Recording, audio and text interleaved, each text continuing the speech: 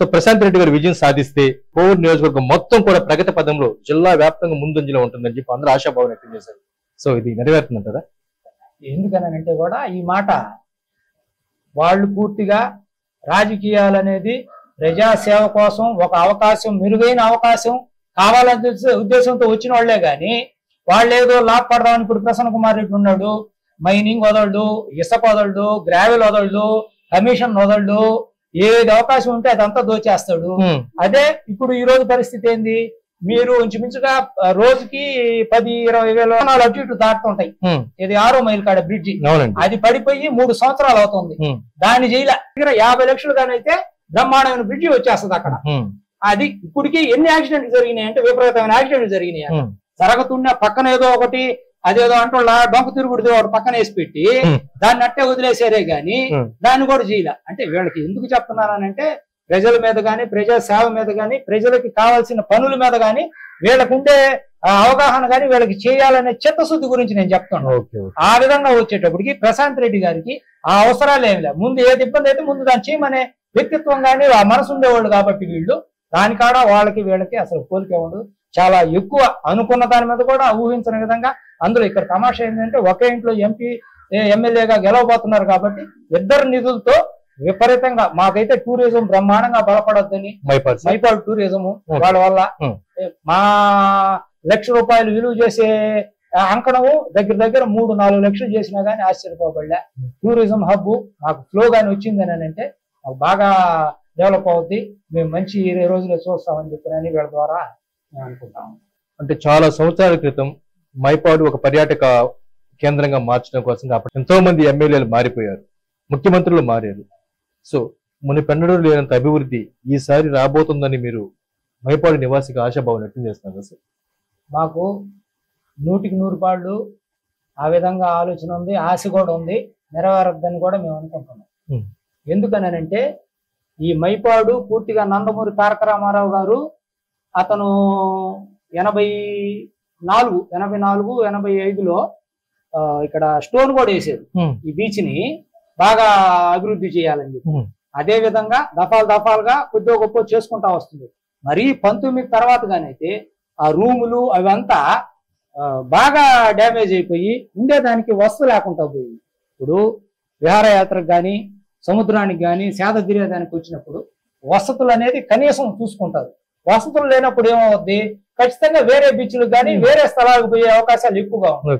కాబట్టి ఈసారి మేము పూర్తిగా ప్రశాంత్ రెడ్డి గారికి కానీ సార్కి కానీ చెప్పి, ప్రభాకర్ రెడ్డి గారికి కానీ చెప్పి పూర్తిగా మా మైపాడు అదే విధంగా కళ్యాణ్ రెడ్డి గారి సహాయ సహకారాలతో పూర్తిగా మైపాడు బీచ్ ని జిల్లాలో కాదు కదా రాష్ట్రంలోనే నెంబర్ 1 టూరిజం హబ్ గా చేసేందుకు. అందులో ఏంటంటే వసతులు ఉన్నాయి. ఇక్కడ టౌన్ కి దగ్గర 20 కిలోమీటర్ల దూరం, అంతా 20 కిలోమీటర్ల దూరం అంటే 6-7 కిలోమీటర్ల టౌనే వచ్చేస్తుంది. ఇంకా ఆ నుంచి చూస్తే అసలు లెక్కలోది కాదు. పోతే అక్కడ డేంజరస్ స్పాట్ కూడా కాదు. అన్ని వసతులు ఉన్నాయి, హోటల్స్ గానీ ఇంకోటి గానీ అన్ని ఇప్పుడు ఏర్పడతా ఉన్నాయి. ఇవన్నీ కూడా పూర్తి స్థాయిలో గాని వీళ్ళ సహాయ సహకారాలతో మన ప్రశాంత్ రెడ్డి గారు కానీ, ప్రభాకర్ రెడ్డి గారు కానీ, కళ్యాణ్ రెడ్డి గారి సహాయ సహకారాలతో చేశారనంటే రూపురేఖలే మారిపోతాయి. వాళ్ళ పేరు చిరస్థాయిగా నిలబడిపోద్ది. వాళ్ళ పేరు కళ్యాణ్ రెడ్డి గారి ప్రస్తావన తీసుకొచ్చారు కాబట్టి మాట్లాడుతాం సార్. నిన్న మొన్నటి వరకు ఇటు మీకు అటు DKR దువ్వూరి కళ్యాణ్ రెడ్డి గారికి ఉప్పు నిప్పులాగా ఉండేదని అందరూ అంటూ ఉంటారు. మరి మీరిద్దరు సమన్వయం చేసుకుని ఎలాగా ప్రశాంత్ రెడ్డి గారు విజయం కోసం ముందుకెళ్ళారంటారు? ఇక్కడ వాళ్ళు ప్రతిపక్షంలో, మేము పాలకపక్షంలో ఉన్నప్పుడు ఎవరైనా ఉప్పు నిప్పు అనేదే వాళ్ళకి మంచిది, మాకు మంచిది. ఇప్పుడు వాడు మొన్నటిదాకా వైఎస్ఆర్సీపీ పాలకపక్షంలో ఉన్నాడు, మేము ప్రతిపక్షంలో ఉన్నాడు. వాళ్ళకైనా విలువ ఉండాలన్నా, వాళ్ళు పార్టీకి కట్టుబడి ఉండాలని అంటే, మేము పార్టీకి కట్టుబడి ఉన్నామని ఆ ఉప్పు నిప్పు లాగా ఉంటేనే అది కరెక్ట్ కాదంటారా? అదే విధంగా ఉండే గాని మాకేం వ్యక్తిగతంగానో లేకపోతే ఇంకొకటో ఆయన ఏదో మేము ఇబ్బందికర మనిషినో మేము అట్లా లేవు.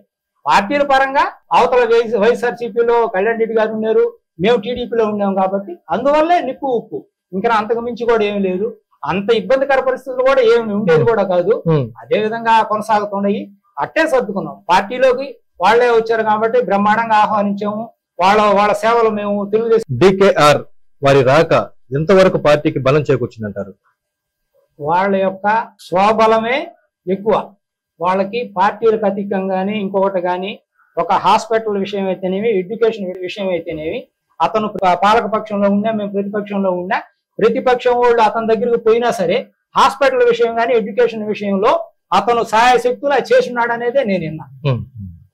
అంటే ఇప్పుడు అనేది కాదు, అతను మీరు ఎవరి దగ్గర విచారించుకున్నా ఇప్పుడు వచ్చాడని నేను చెప్పడం కాదు. ఎప్పుడైనా గానీ అతను హాస్పిటల్ విషయాలు కానీ ఎడ్యుకేషన్ విషయం కానీ పూర్తిగా ప్రతిపక్షం వాళ్ళకు కూడా చేసి అతని యొక్క మంచి మనసుని నిలబెట్టుకున్నాడు. అంటే ఆ ఉద్దేశాలు ఏంటంటే ఒక ప్రాణం నిలబెట్టాలని, ఒకరి భవిష్యత్తు బాగుండాలనే ఉద్దేశాలతో చేసిన వాళ్ళే గాని ఇప్పుడు అదే విధంగా అతను వచ్చినందువల్ల ఖచ్చితంగా ఎంతో కొంత మేలే జరిగింది కానీ తెలుగుదేశం పార్టీకి నష్టం అయితే ఏమి. ఓకే, మరి వారి ఆధ్వర్యంలో మీరు వారితో కలిసి ముందుకు వెళ్ళబోయే రోజుల్లో ఈ మైపాడు మరింత సుందర ప్రాంతంగా మార్చబోతున్నారా?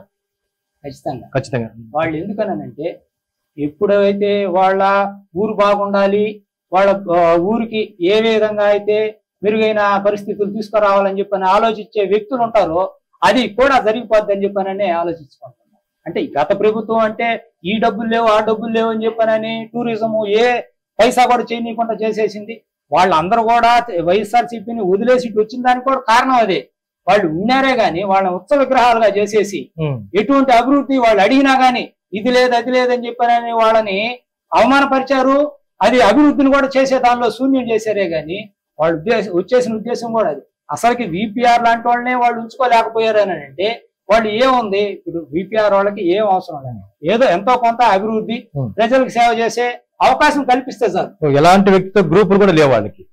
గ్రూపులు అసలుకి గ్రూపులు అనేది లేనే కదా. ఇప్పుడు వాళ్ళు వచ్చారు, వచ్చిన తర్వాత నెల రోజుల్లోనే వాళ్ళతో ఇంత మమేకం అయిపోయారు అని అంటే అసలు గ్రూపులు అనే ప్రసక్తే లేదు.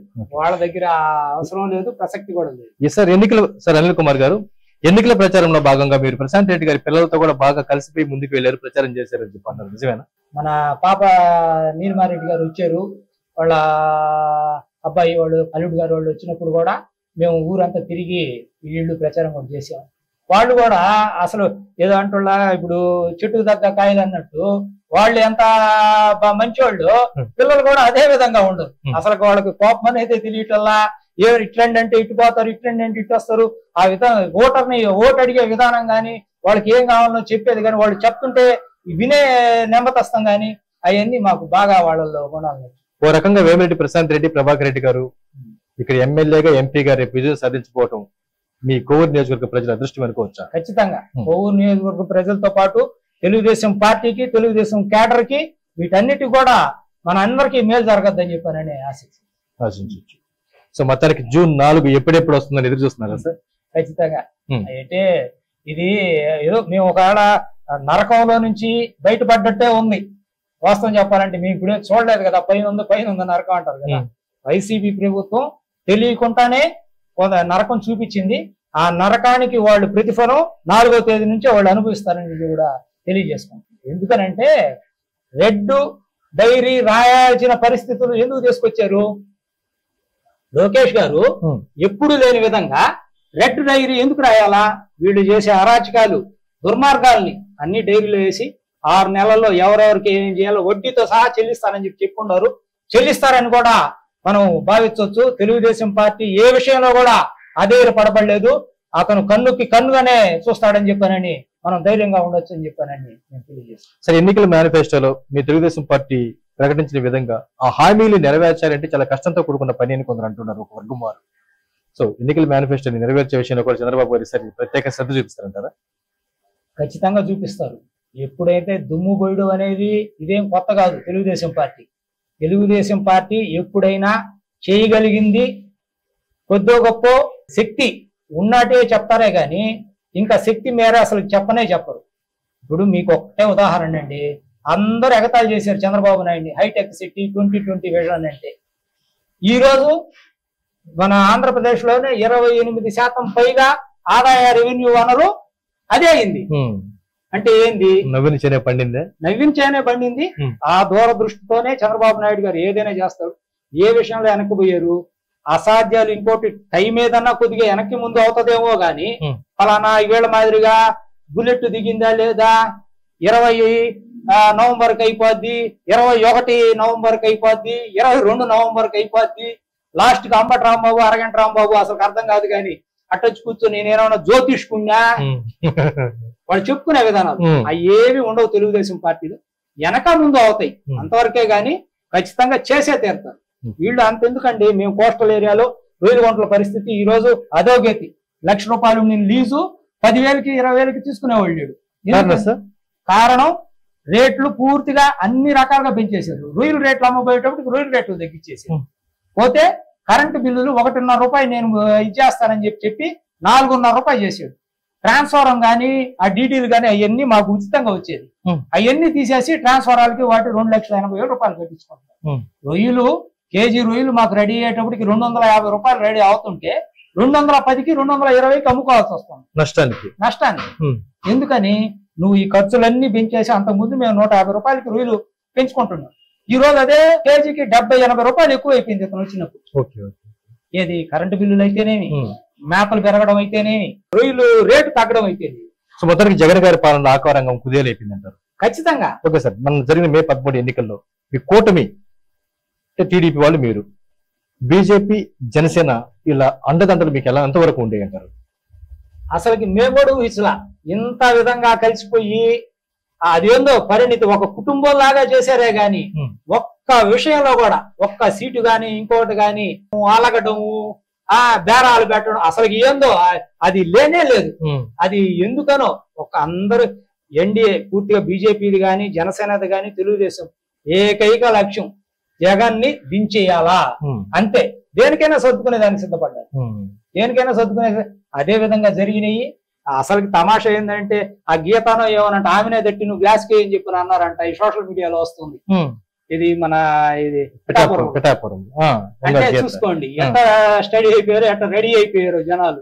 అభ్యర్థికే తెలియదని ఆమె తెలియక ఆమెనే తట్టి ఆమె చెప్తుంది. పక్కన వాళ్ళకి క్లిప్ వచ్చింది, నన్నే అడుగుతున్నారు వాళ్ళు గ్లాస్ స్కీమ్ అని, ఇదేంది అని చెప్పాను. అట్లా రెడీ అయిపోయారు.